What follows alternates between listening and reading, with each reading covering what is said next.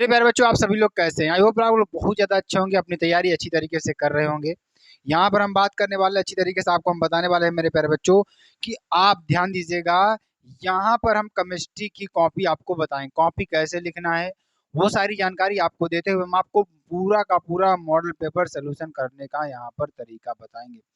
जो बच्चे यहाँ पर नए हैं चलो थोड़ा लाइक शेयर कमेंट सब्सक्राइब कर दीजिए और साथ ही साथ बेल आइकन को दबा लीजिए ताकि जो भी वीडियो की नोटिफिकेशन वो आपकी स्क्रीन पर तुरंत ही पहुंच जाए।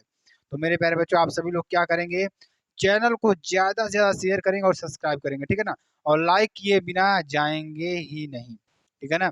यहाँ पर इंटरमीडिएट परीक्षा उत्तर प्रदेश की बात करेंगे।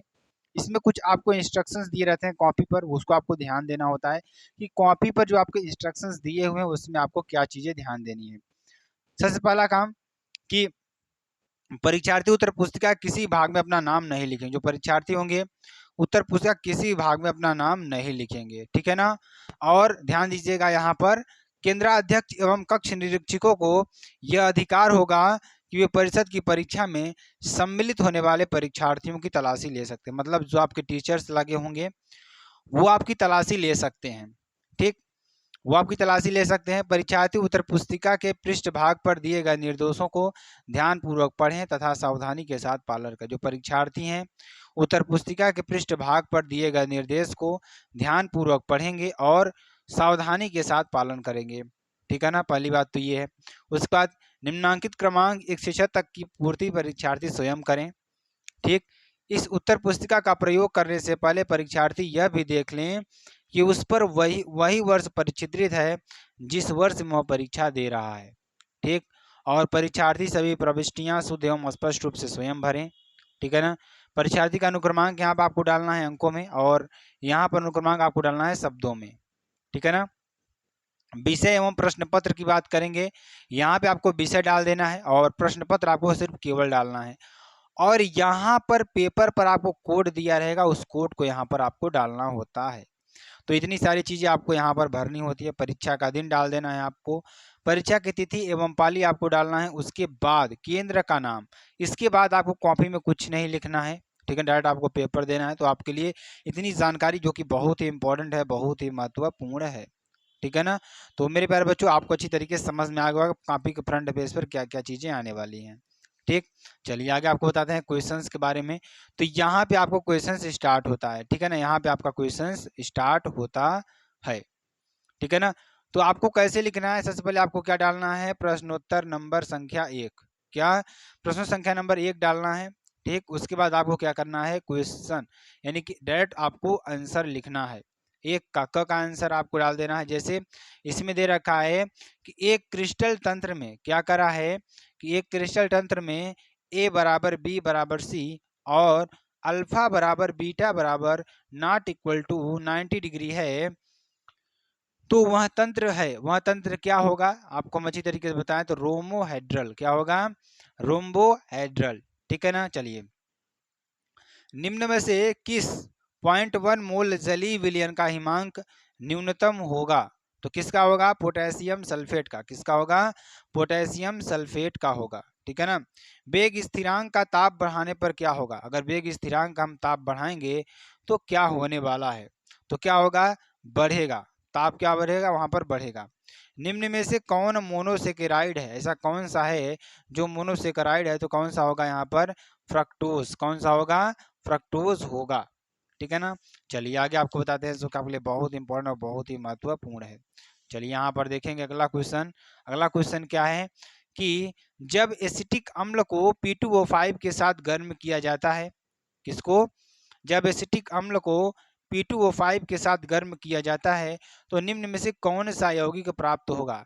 ध्यान दीजिएगा, जब हम एसिटिक अम्ल को किसके साथ, P2O5 के साथ गर्म करते हैं तो निम्न में से कौन सा यौगिक प्राप्त होगा। ऐसा कौन सा यौगिक है जो प्राप्त होता है, CH3CO का होल ट्वाइस इंटू O, ठीक है ना।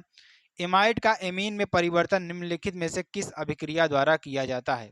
किसका, एमाइड का अमीन में परिवर्तन निम्नलिखित में से किस अभिक्रिया द्वारा किया जा सकता है, तो कौन सी अभिक्रिया होगी, हाफमैन ब्रोमाइड अभिक्रिया। कौन सी अभिक्रिया, हाफमैन ब्रोमाइड अभिक्रिया, ठीक है ना। चलिए अगला देखेंगे प्रश्न संख्या नंबर 2 के क की बात करेंगे, जो कि आपके लिए बहुत इंपॉर्टेंट है और बहुत ही महत्वपूर्ण है। ठीक है ना। क्वेश्चन क्या है, क्रिस्टलीय ठोसों का अंतरा आणविक बलों के आधार पर वर्गीकरण कीजिए, हर वर्ग का एक उदाहरण दीजिए। ठीक है ना। तो यहाँ पर बहुत इंपॉर्टेंट ये क्वेश्चन है आपके लिए। तो क्रिस्टलीय ठोसों का जो है अंतरा आणविक बलों की प्रकृति के आधार पर अथवा आबंधों यानी कि वांडरवाल्स बल, जो आपके आबंध जिससे वे बंधे होते हैं ना, उसकी बात कर रहा है। वांडरवाल्स बल, आयनिक आबंध, सहसंयोजक आबंध और धात्विक आबंध के आधार पर 3 वर्गों में विभाजित किया गया है। कितने वर्गों में? 3 वर्गों में। पहला आयनिक ठोस, ठीक है ना, किसका? कौन सा? आणविक ठोस, उसके बाद आयनिक ठोस, उसके बाद धात्विक ठोस। ठीक है ना। तो H2 Cl2 HCl SO2 कामा H2O आदि। आयनिक ठोस की बात करेंगे NaCl KCl Na2SO4 आदि। ठीक है ना। धात्विक ठोस की बात करेंगे सिल्वर, सोना, चांदी, तांबा आदि। उसके बाद सहसंयोजक अथवा नेटवर्क ठोस की बात करेंगे। कौन से ठोस की? सहसंयोजक अथवा नेटवर्क ठोस की बात करेंगे। तो ग्रेफाइट और हीरा, SiC आदि ये सारी चीजें हैं। ठीक है ना। चलिए 2 के ख की बात करेंगे, जो कि आपके लिए बहुत इंपॉर्टेंट बहुत ही महत्वपूर्ण क्वेश्चन है। क्वेश्चन क्या है, ध्यान दीजिएगा। राउल्ट के क्या कर रहा है कि राउल्ट के नियम को परिभाषित कीजिए तथा उसकी सीमाएं लिखिए। क्या कर रहा है? राउल्ट के नियम को क्या करना है? परिभाषित करना है और उसकी सीमाओं को लिखना है। तो ध्यान दीजिएगा, राउल्ट का नियम क्या होता है कि इनके अनुसार किसी विलयन के प्रत्येक, क्या कर रहा है? इनके अनुसार किसी विलयन के प्रत्येक वाष्पशील अवयव का आंशिक वाष्प दाब इसके मूल अंश के समानुपाती होता है। किसके? इसके मूल अंश के क्या होगा? समानुपाती होता है। यदि विलायक का वाष्प दाब P1 व इसका मूल अंश इंटू यानी कि यक्ष हो तथा इसकी शुद्ध अवस्था का वाष्प दाब P1 0 हो, तो राउल्ट के नियम के अनुसार क्या हो जाएगा?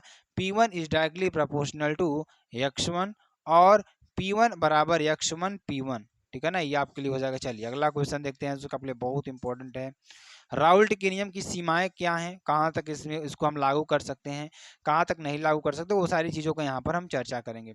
तो आपको क्या करना है मेरे प्यारे बच्चों, सभी क्वेश्चंस को अच्छी तरीके से लिखना है और उसकी तैयारी आपको लगातार करते रहना है। उसकी तैयारी आपको लगातार करते रहना है। ठीक है ना। क्या करा है? राउल्ट का नियम तनु विलयनों पर लागू होता है। कौन से विलयनों पर? तनु विलयनों पर लागू होता है। सांद्र विलयन पर यह विचलन प्रदर्शित करता है। अगर हम राउल्ट को नियम को लागू करना चाहते हैं तो किस पर लागू हम कर सकते हैं? वो हम लागू कर सकते हैं तनु विलयनों पर। अगर सांद्र विलयन हम लेते हैं तो वह विचलन प्रदर्शित करता है। क्या करता है? विचलन प्रदर्शित करता है। ठीक। चलिए, यह नियम केवल अवाष्पशील पदार्थों के विलयनों पर लागू होता है। जो नियम होता है केवल अवाष्पशील पदार्थों के विलयनों पर लागू होता है। ठीक। और वैद्युत अपघट्यों के विलयनों पर राउल्ट का नियम लागू नहीं होता है। किस पर? वैद्युत अपघट्यों के विलयनों पर राउल्ट का नियम लागू नहीं होता है। जो पदार्थ विलयनों में संगुणित हो जाते हैं उन पदार्थों के विलयन भी राउल्ट के नियम का पालन नहीं करते हैं। जो पदार्थ हमारे विलयनों में क्या हो जाते हैं? संगुणित हो जाते हैं, उन पदार्थों के विलयन राउल्ट के नियम का पालन नहीं करते हैं। ठीक। अगला 2 के ग की बात करेंगे। कोलराउस के नियम को समझाइए, इस नियम के 2 अनुप्रयोग लिखिए। किसको? कोलराउस के नियम को आपको समझाना है और इस नियम के 2 अनुप्रयोग आपको लिखना है। ठीक। तो चलिए इसके बारे में आपको हम समझाते हैं और अच्छी तरीके से समझाते हैं। और जितने भी स्टूडेंट्स हमारे साथ जुड़े हैं ना, वो तुरंत क्या कर सकते हैं? चैनल को लाइक शेयर कमेंट सब्सक्राइब जरूर कर सकते हैं और बेल आइकन जरूर दबा लीजिएगा। ठीक है ना। चलिए यहाँ पर समझते हैं हम राउल्ट का नियम। कोलराउस का नियम क्या है, ध्यान दीजिएगा कि कोलराउस नियम के अनुसार क्या कर रहा है? कोलराउस नियम के अनुसार किसी विद्युत अपघट्य की अनंत तनुता पर क्या कर रहा है? किसी विद्युत अपघट्य की अनंत तनुता पर मोलर चालकता, ठीक है ना, डेल्टा एम की पावर इनफाइनाइट उसके धन आयनों तथा ऋण आयनों की अनंत तनुता पर मोलर चालकताओं का लैम्डा प्लस की पावर इनफाइनाइट तथा यहाँ पर तथा V प्लस तथा V माइनस विद्युत अपघट्यों के एक अणु के वियोजन के उत्पन्न क्रमशः धनायनों तथा ऋणायनों की संख्याएं हैं। ठीक। ये आपका हो जाएगा। चलिए क्लोराउस नियम के 2 अनुप्रयोग लिखिए। तो क्या हो जाएगा, ध्यान दीजिएगा। किसी भी वैद्युत अपघट्य के आयनों के, क्या करा है, किसी भी वैद्युत अपघट्य के आयनों के लैम्डा की पावर 0 मानों में लैम्डा की पावर 0 m का परिकलन कर सकते हैं। तो परिकलन कर सकते हैं, क्या हो जाएगा, ध्यान दीजिएगा, यदि हमें दी गई सांद्रता C पर एवं लैम्डा की पावर 0 m के मान ज्ञात हों तो किसी दुर्बल वैद्युत अपघट्यों जैसे एसिटिक अम्ल के लिए इसका वियोजन स्थिरांक, ध्यान दीजिएगा, इसका वियोजन स्थिरांक भी ज्ञात कर सकते हैं। ठीक, चलिए आगे आपको बताते हैं, ध्यान दीजिएगा, क्या है कि प्रश्न नंबर 2 के घ की बात करेंगे जो कि आपके लिए बहुत इंपॉर्टेंट, बहुत ही महत्वपूर्ण है। क्या है, वास्तविक विलयन और कोलाइडी विलयन में उदाहरण सहित विभेद कीजिए। किसमें किसमें, कोलाइडी विलयन और कोलाइडी विलयन में उदाहरण सहित विभेद आपको करना है। तो वास्तविक विलयन और कोलाइडी विलयन में आपको अंतर बताना है। ये क्वेश्चन बहुत ही इंपॉर्टेंट है। चलिए इसके अंतर के बारे में हम समझते हैं और आपको अच्छी तरीके से बताने का प्रयास करते हैं, ठीक है ना। चलिए ध्यान दीजिएगा यहाँ पर, जो कि आपके लिए बहुत इंपॉर्टेंट और बहुत ही महत्वपूर्ण है, ठीक है ना। क्या है कि ये विलयन जिनमें विलेय के कणों का आकार 10 की पावर -7 सेंटीमीटर या 1 नैनोमीटर से भी कम होता है वास्तविक विलयन कहलाते हैं। क्या कहलाते हैं, वास्तविक विलयन कहलाते हैं। इन कणों को अति सूक्ष्मदर्शी द्वारा भी नहीं देखा जा सकता। इन कणों को इसके द्वारा, अति सूक्ष्मदर्शी द्वारा भी नहीं देखा जा सकता है। वास्तविक विलयन विलेय और विलायक का एक समांगी मिश्रण होता है। जो वास्तविक विलयन होता है विलेय और विलायक का एक समांगी मिश्रण होता है। तो ये कुछ इस प्रकार के क्वेश्चंस हैं जो आपके लिए बहुत इंपॉर्टेंट और बहुत ही महत्वपूर्ण है। अगला देखेंगे, कोलाइडी विलयन, ये विलयन जिनमें विलेय के कणों का आकार 10 की पावर -7 सेंटीमीटर से 10 की पावर -5 सेंटीमीटर के बीच होता है, कोलाइडी विलयन कहलाते हैं।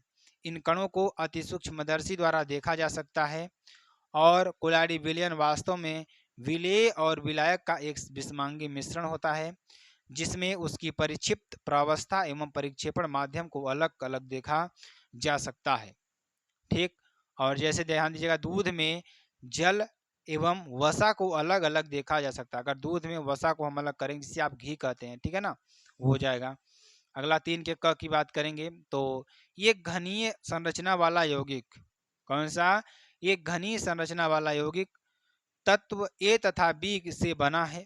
इसमें ए परमाणु घन के कोने पर तथा परमाणु फलक केंद्र पर है। तो यौगिक का सूत्र ज्ञात कीजिए। यौगिक का सूत्र क्या होगा वो आपको ज्ञात करना है यहाँ पर, ठीक है ना। चलिए तो यहाँ पर ध्यान दीजिए, कैसे सॉल्व करेंगे। तत्व ए व बी में बने यौगिक, क्या करा, तत्व ए व बी से बने यौगिक की घनीय संरचना में परमाणु ए घन के कोने पर उपस्थित हैं। मतलब प्रति एकक सेल में ए की सहभागिता बराबर 1/8 × 8 बराबर 1, ठीक है ना, ये आपके लिए हो जाएगा। इसी प्रकार बी घन के फलक के केंद्र पर उपस्थित है। तो अर्थात प्रति एकक सेल में बी की सहभागिता 1/2 × 6 × बराबर 3, अतः यौगिक का सूत्र AB3 प्रकार का होगा, ठीक है ना, ये आपके लिए हो जाएगा। चलिए आगे आपको बताते हैं, निम्नलिखित उप संयोजन यौगिकों में IUPAC नाम लिखिए, ठीक है ना। K3Cr(C2O4) का IUPAC नाम क्या हो जाएगा, पोटेशियम ट्राई ऑक्सीलेटो क्रोमेट थर्ड, ठीक है ना। उसके बाद CONH3 की होल 5 CO3Cl का अगर हम यहाँ पर IUPAC नाम लिखे तो पेंटाइमीन कार्बोनेटो कोबाल्ट थर्ड क्लोराइड, ठीक है ना। 3 के ग की बात करेंगे जो कि आपके लिए बहुत इंपॉर्टेंट, बहुत ही महत्वपूर्ण क्वेश्चन है। न्यूक्लिक अम्ल से आप क्या समझते हैं, उदाहरण देकर आपको समझाना है। तो न्यूक्लिक अम्ल क्या होता है उसको उदाहरण देकर आपको समझाना है।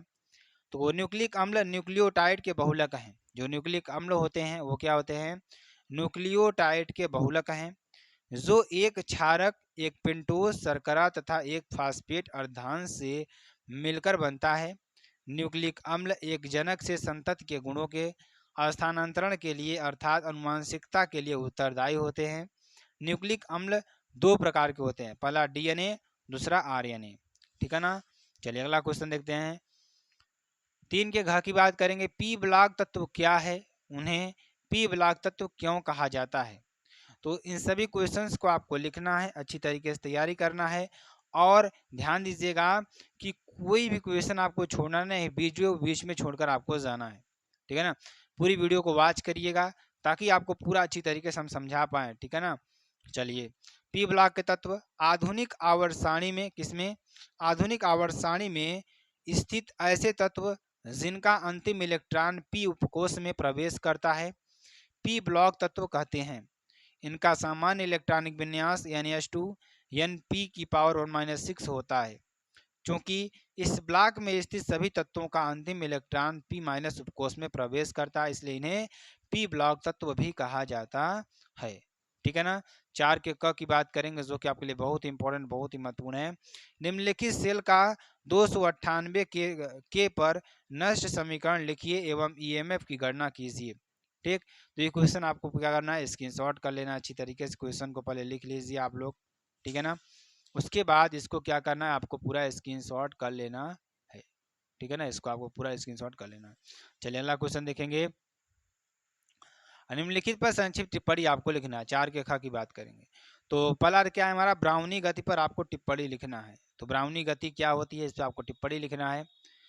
तो क्या हो जाएगा, कोलाइडी विलयन का अति सूक्ष्मदर्शी द्वारा अवलोकन करने पर, किसका, कोलाइडी विलयन का अति सूक्ष्मदर्शी द्वारा अवलोकन करने पर ज्ञात होता है कि कोलाइडी विलयन में कोलाइडी कण टेढ़े मेढ़े यानी जिगजैग तरीके से सभी दिशाओं में गति करते रहते हैं।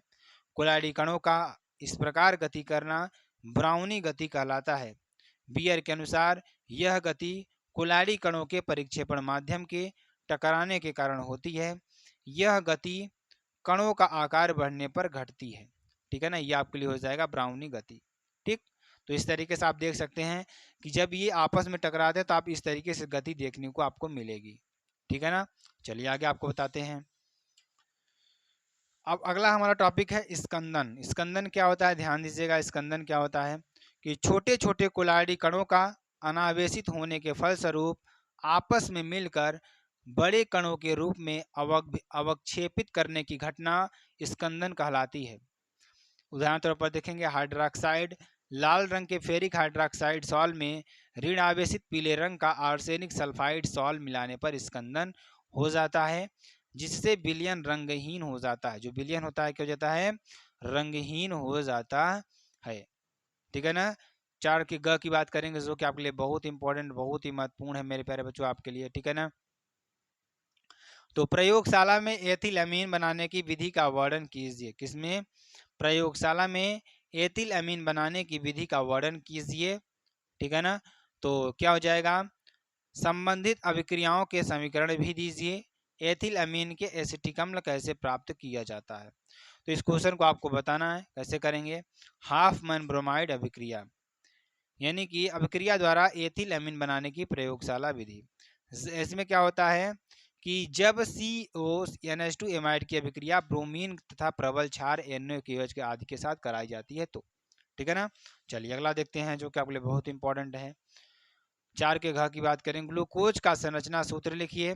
टॉलिन अभिकर्मक के साथ ग्लूकोज कैसे क्रिया करता है, रासायनिक समीकरण भी दीजिए, ठीक है ना। तो यहाँ पर हो जाएगा C डबल बॉन्ड OCH, यहाँ पर आपका ये ग्लूकोज की संरचना हो जाएगी, ठीक है ना। चलिए आगे आपको बताते हैं। के साथ कराई जाती है तो प्राथमिक एमीन उत्पाद के रूप में प्राप्त होता है। इस अभिक्रिया में एमाइड समूह में CO समूह उत्पाद में कम हो जाता है, इसलिए इसे हाफमैन ब्रोमाइड निम्नीय अभिक्रिया भी कहते हैं। क्या कहते हैं, निम्नीय अभिक्रिया भी कहते हैं। RCONH2 plus Br2 plus 4KOH, इसको गर्म करते हैं तो RNH2 plus 2KBr plus 2K2CO3 plus 2H2 आपका बनता है। C2H5CONH2 plus Br2 plus 4NaOH के साथ अभिक्रिया कराएंगे तो क्या बनेगा, ये हमारा प्रोपेनामाइड होता है। क्रिया कराएंगे क्या बनेगा, C2H5NH2 plus 2NaBr plus 2Na2CO3 plus 2H2O बनता है, ठीक है ना। चलिए एथिलअमीन से एसिटिक अम्ल, तो C2H5NH2 HNO2 जब इसकी अभिक्रिया करेगा तो C2H5OH, जिसे आप क्या कहते हैं, एथिलअमीन कहते हैं। ये आपका नवजात ऑक्सीजन है, तो यहाँ पर क्या बनेगा, CH3COOH एसिटिक अम्ल, ये हमारा क्या होगा, एसिटिक अम्ल होगा, ठीक है ना। क्या ये एसिटिक अम्ल है, ठीक है ना। चलिए आगे आपको बताते हैं। ग्लूकोज की टॉलिन अभिकर्मक क्या कराए, ग्लूकोज की टॉलिन अभिकर्मक से अभिक्रिया, ठीक। तो ग्लूकोज टॉलिन अभिकर्मक से अभिक्रिया कर ग्लूकोनिक अम्ल तथा सिल्वर दर्पण बनाता है, ठीक है ना। CHOCH का होल 4 प्लस Ag2O और CH2OH, ये हमारा क्या टॉलिन अभिकर्मक है, ग्लूकोज है। तो क्रिया करके क्या बनाएगा 2Ag प्लस CHOH का होल 4 COOH, ये हमारा CH2OH है, ग्लूकोनिक अम्ल होता है, ठीक है ना। चलिए आगे आप बताते हैं। उपर्युक्त अभिक्रिया से स्पष्ट होता है कि यहाँ पर क्या होता है, ध्यान दीजिएगा, जो कि बहुत इंपॉर्टेंट और बहुत ही महत्वपूर्ण है कि CHO समूह उपस्थित है। क्या है, CHO समूह उपस्थित है, ठीक है ना। चलिए आगे आपको बताते हैं। अब यहाँ पर देखिए समूह उपस्थित है। अब अगला क्वेश्चन है 5 का नंबर की बात करेंगे, जो कि आपके लिए बहुत इंपॉर्टेंट और बहुत ही महत्वपूर्ण है।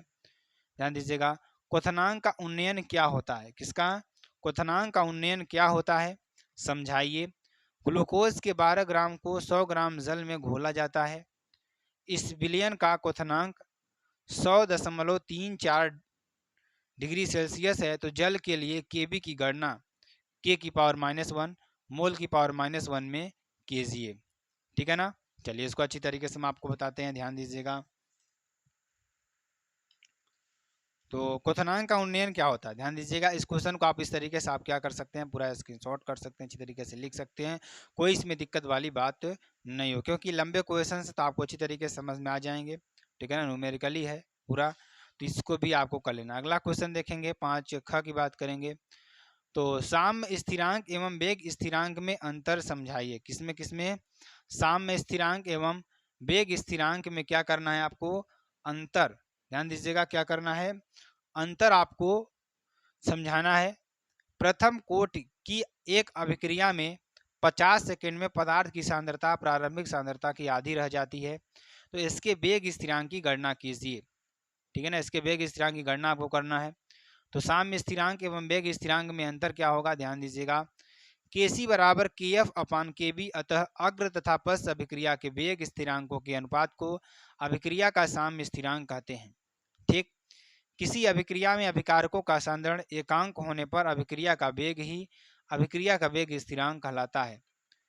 R बराबर Ka इंटू Kb या A बराबर B बराबर 1 मोल प्रति लीटर, R बराबर K, ठीक है ना, ये आपके लिए हो जाएगा। चलिए अगला क्वेश्चन देखते हैं। इसी में अगला क्या है, इसका मान ताप बढ़ाने पर उष्माक्षेपी अभिक्रिया के लिए बढ़ता है, जबकि उष्माशोषी अभिक्रिया के लिए घटता है, ठीक। इसका मान ताप बढ़ाने पर सामान्यतः बढ़ता है। A प्लस बी बराबर C प्लस डी क्या है, ताप है। यह उत्प्रेरक द्वारा प्रभावित नहीं होता है। इसका मान उत्प्रेरक की उपस्थिति में बढ़ जाता है, ठीक। इसका मान प्रारंभिक दाब व सांद्रता पर निर्भर नहीं करता है। Ag प्लस Bg, यहाँ पे देखिए उत्क्रमणीय अभिक्रिया है, तो क्या हो जाएगा Cg प्लस DCg, ठीक है ना। इसका मान भी प्रारंभिक दाब व सांद्रता पर निर्भर नहीं करता है। इसका मान केवल उत्क्रमणीय अभिक्रिया के लिए ज्ञात किया जा सकता है, ठीक। इसका मान किसी भी अभिक्रिया के लिए ज्ञात किया जा सकता है, ठीक है ना। चलिए आप देखिए, जो न्यूमेरिकल्स आपको दिया था प्रश्नानुसार क्या हो जाएगा, प्रथम कोट की एक अभिक्रिया के लिए वेग स्थिरांक के बराबर 2.303 अपान टी लॉग ए अपान ए की माइनस एक्स के बराबर 2.303 अपान टी लॉग ए अपान ए माइनस ए की ए अपान 2.303 अपान 50 लॉग 2, यहाँ पर 2.303 इंटू 0.31 अपान 50 यानी बराबर 0.0693 अपान 50 बराबर 0.0138 प्रति सेकेंड, ठीक है ना। चलिए अगला देखते हैं। संक्रमण धातुओं के अभिलक्षण क्या हैं, ये संक्रमण धातु क्यों कहलाते हैं।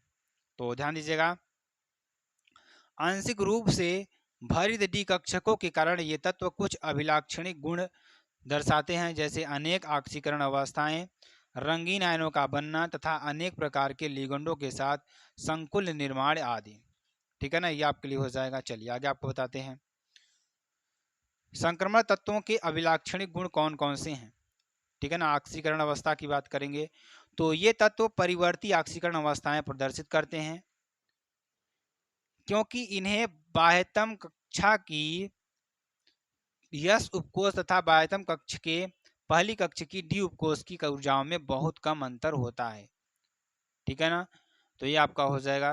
रंगीन लवणों का बनना, तो जिन संक्रमण तत्वों के डी कक्षक पूर्ण होते हैं वे रंगहीन होते हैं, क्योंकि इनमें डी संक्रमण नहीं होता है, अर्थात दृश्य क्षेत्र के प्रकाश का शोषण नहीं होता है। संकुल निर्माण की बात करेंगे। संकुल तत्व अनेक संकुल यौगिकों की रचना करते हैं। इसका मुख्य कारण है धातु आयनों के आकार का छोटा होना, धातु आयनों पर उच्च आयनिक आवेश तथा आबंधों के बनने के लिए डी कक्षकों की उपलब्धता। FeCN की होल 6 की पावर 3 माइनस CuNH3 की होल 4 2 की पावर 2 प्लस। ठीक है ना। अगला उत्प्रेरकीय गुण की बात करेंगे तो संक्रमण तत्व धातु में तथा इनके यौगिक उत्प्रेरकीय सक्रियता के लिए जाने जाते हैं। संक्रमण तत्वों का यह गुण उनकी परिवर्तनशील संयोजकता एवं संकुल यौगिक बनाने के गुण के कारण होती है। तो ये चीजें आपको अच्छी तरीके से समझनी है। देखिए आपको अच्छी तरीके से समझ में आएगा, ध्यान दीजिएगा। संक्रमण तत्व की बात करेंगे तो ऐसे तत्व जिनके परमाणु तथा आयन में डी कक्षक अपूर्ण होते हैं तथा उनके गुण यस तथा पी ब्लॉक में स्थित तत्वों के मध्य होते हैं, संक्रमण तत्व कहलाते हैं। 5 ग की बात करेंगे जो आपके लिए बहुत इंपॉर्टेंट है।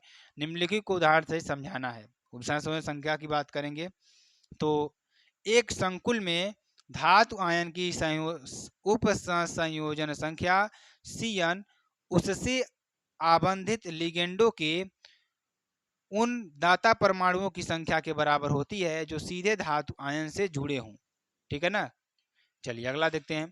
तो ये काफी लंबा क्वेश्चन है आपके लिए, तो इसको आपको क्या करना है, पूरा स्क्रीनशॉट अच्छी तरीके से करना है, ये आपको कर लेना है। उसके बाद यहाँ पर भी आपको इसको पूरा कर लेना है। ठीक है ना। चलिए उसके बाद आपको यहाँ पर आगे भी अच्छी तरीके से कर लेना है। ठीक है ना। चलिए अगला अच्छा के क की बात करेंगे। क्या है, निम्नलिखित को कारण सही समझाना आपको। H2O सामान्य ताप पर द्रव है तथा H2S गैस है। ठीक। H2O की अणुओं मध्य हाइड्रोजन बंध उपस्थित होने के कारण इनके अणुओं के मध्य अधिक आकर्षण बल होता है, जिसके कारण यह सामान्य ताप, ठीक है ना, सामान्य ताप और ध्यान दीजिएगा पर द्रव है, जबकि H2S गैस है। ठीक। उसके बाद इसको आपको कर लेना है जो कि आपके लिए बहुत इंपॉर्टेंट, बहुत ही महत्वपूर्ण है, इसको आपको स्क्रीनशॉट कर लेना है। उसके बाद 6 की यहाँ पर इसको भी आपको है पूरा, इसको भी अच्छी तरीके से कर लेना है। ठीक है ना। इसको भी अच्छी तरीके से आपको सारे कर लेना है, इसको भी। अगला क्वेश्चन, कैसे प्राप्त करें, केवल रासायनिक समीकरण आपको देना है। ठीक है ना। तो चलिए ये आपको पूरा स्क्रीनशॉट कर लेना है अच्छी तरीके से, क्योंकि रासायनिक समीकरण सिर्फ देना है, इसको भी आपको अच्छी तरीके से कर लेना है। ठीक है ना। चलिए ध्यान दीजिएगा यहाँ पर आइसोप्रोपिल एल्कोहल से एसीटोन। ठीक है ना। तो इसको आपको कैसे करेंगे आपको लिख लेना है। 7 के क की बात करेंगे। यहाँ पर आपको पूरा दे रखा है क्वेश्चन, इलेक्ट्रॉन रागी प्रतिस्थापन अभिक्रियाएं क्या हैं। क्लोरोबेंजीन के हैलोजन नाइट्रीकरण तथा सल्फोनेशन के इलेक्ट्रॉन रागी प्रतिस्थापन अभिक्रियाएं रासायनिक समीकरण सहित समझाइए। ये आपको कर लेना है जो कि आपके लिए बहुत इंपॉर्टेंट, बहुत ही महत्वपूर्ण है। ठीक है ना। चलिए ध्यान दीजिएगा। और जहाँ पर इस क्वेश्चन का पूरा आपको यहाँ पर विस्तार दिया गया, इसको भी आपको पूरा स्क्रीनशॉट आपको कर लेना है। ठीक है ना। चलिए अगला क्वेश्चन 7 के ख की बात करेंगे। निम्नलिखित पर वर्णन कीजिए कैनिजारो अभिक्रिया, क्रॉस एल्डोल संघनन, ये सारी अभिक्रियाओं का आपको करना है। तो यहाँ पर आपको इसको पूरा क्या करना है, स्क्रीनशॉट कर लेना है अच्छी तरीके से। ठीक है ना। चलिए ध्यान दीजिएगा, आगे आपको बताते हैं। यहाँ पर अगला क्वेश्चन ये है आपका। ठीक है ना। तो इसको आपको पूरा लिख लेना अच्छी तरीके से, ध्यान दीजिएगा। ठीक है ना। इसको आपको पूरा अच्छी तरीके से लिख लेना है। तो मेरे प्यारे बच्चों, अगर आपको वीडियो पसंद आती है आप चैनल को लाइक, शेयर, कमेंट, सब्सक्राइब जरूर कर सकते हैं। फिर मिलते हैं नेक्स्ट वीडियो में नए टॉपिक के साथ। तब तक के लिए जय हिंद, जय Bharat, bye bye, take care.